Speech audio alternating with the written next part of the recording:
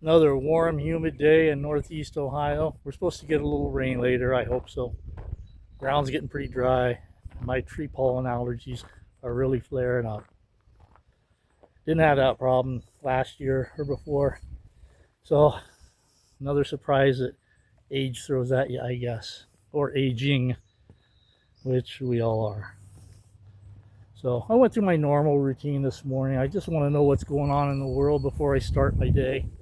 Get a cup of coffee, sit back, make sure the world's not coming to end or a zombie apocalypse is not coming my way today. Which who knows, maybe one of these days it will. But for now, I think we're safe. Or safer. So the news is so infuriating always. You know, the war in Iran, all the money they're spending, getting nowhere. I'm assuming that people are dying. Maybe more Americans than what we're being told. I don't know. It needs to end. Maybe get inflation back under control because it's getting ridiculous. As you know, people are losing their houses, losing their livelihoods because when a person is not working, you know, through layoffs or inflation or whatever, obviously they can't keep their house. And I read about that. Not much I can do about it, but complain, I guess. And a few other things like election integrity. Maybe that's part of our problem is where we have the wrong politicians in there for the wrong reasons, not doing the right things for us everyday Americans. We just need to have a fair chance like we used to have. You know, most of us are immigrants here from our grandparents or great grandparents. We came to America. Capitalism got us to where we are today. Not corrupt capitalism like we're seeing with greedflation, shrinkflation. They just use any excuse they can get to raise prices. They don't care about the long term. They just care about short term profits. So that's part of our problem too, like many others.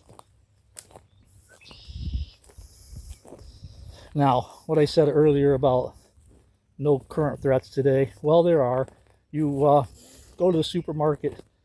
My suggestion is, you know, leave your MAGA hat at home or whatever your political affiliations are, because there may be somebody there that's going to act upon not liking that.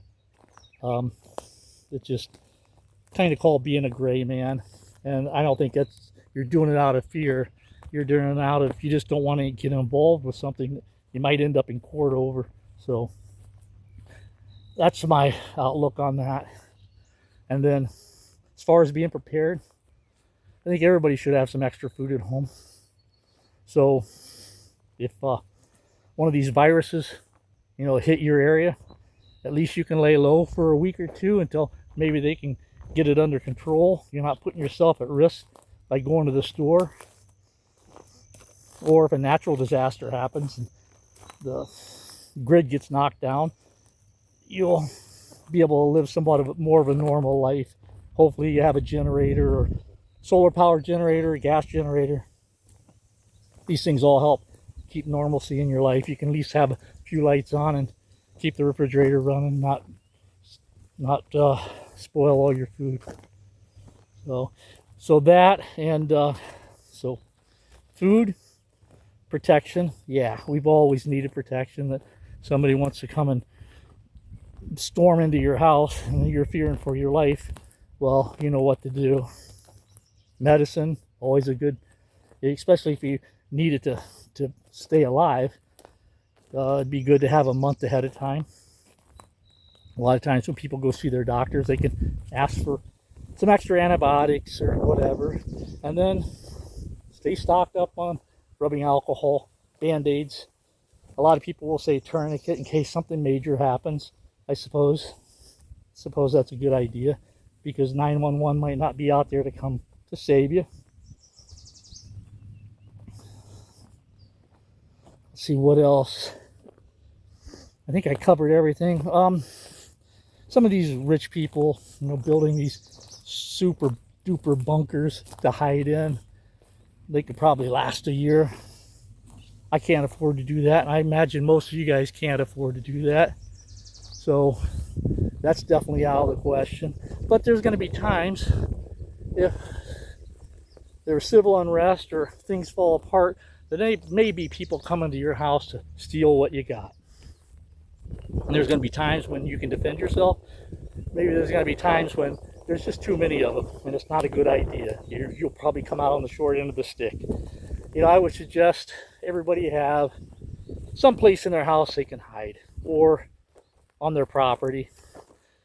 There's a lot of options to that. The one that comes to mind for me is if you have a big walk-in closet, you could put in a false wall that you could hide behind. So if you have an early warning device of these people coming, there's so many things on the market you can get. The little driveway alarms, whatever they are. A dog lets you know ahead of time somebody's coming. You can see and assess what you should do, and have enough time to decide whether you want to take a stand and defend yourself, or if you want to retreat. And if it grid stays down long enough, it's probably going to happen more than once. There's going to be a group that comes through, and then there may be a few scragglers that come through.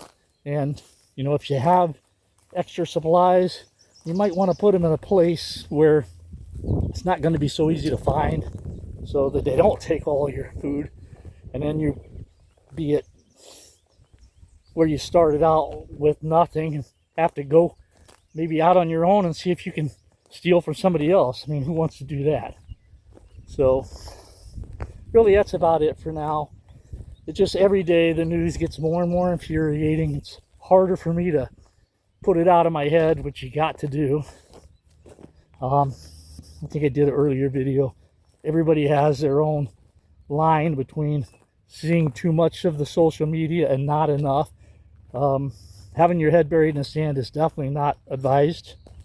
So hope you're all preparing in one way or the other. Hopefully we'll never have to experience what probably some other countries have already experienced, and you know, come out on the other end a little bit better and stronger for it. So